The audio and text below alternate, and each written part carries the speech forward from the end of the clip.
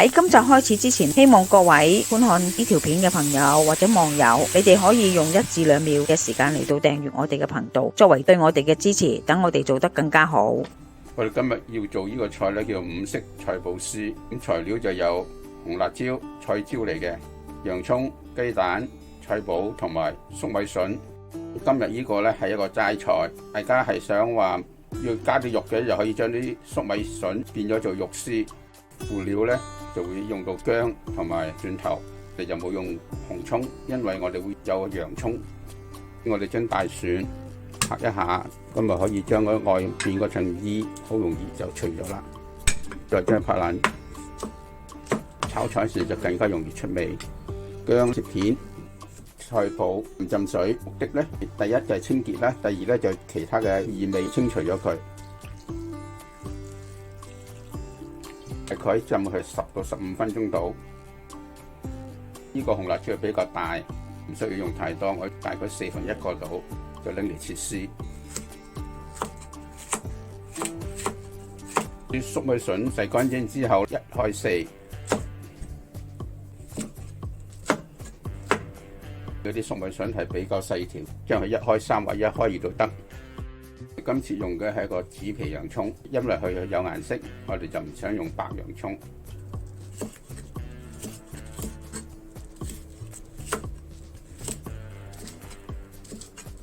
菜脯浸咗水15分鐘，將佢整翻乾啲，拎嚟切絲。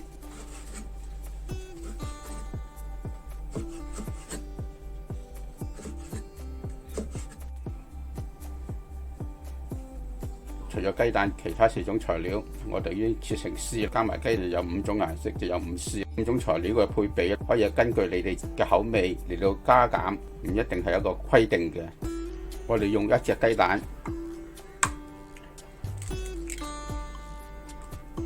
加鹽，加啲豉油嚟到調味。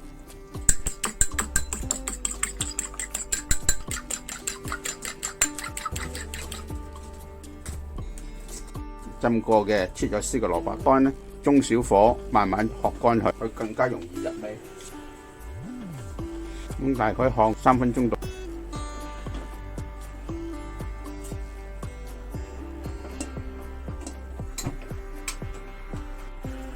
水開始滾，粟米筍、紅辣椒絲飛一飛水，水再滾咧，咁就可以熄火。剩翻乾嘅鑊，我哋落油開始煎蛋，火一定要大，咁油可以落多少少，熱咗之後咧，我哋可以落雞蛋啦。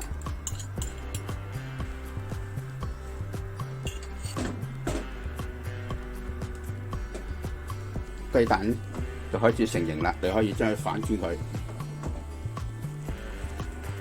另外一邊煎香咗，拎起嚟切絲，鑊底油咧就唔使清潔，拍呢個炒。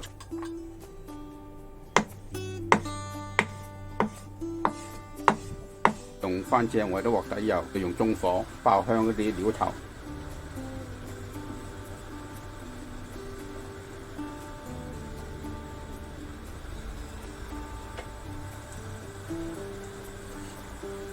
開始落洋葱，中意食啲洋葱生啲嘅咧，可以遲啲先落。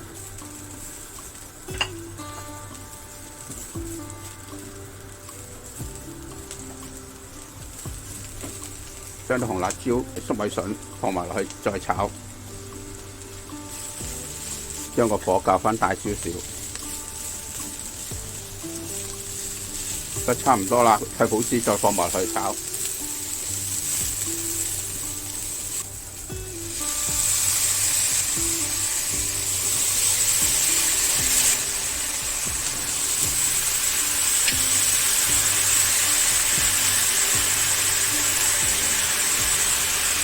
最後落埋啲蛋絲，咁呢個菜就大功告成啦。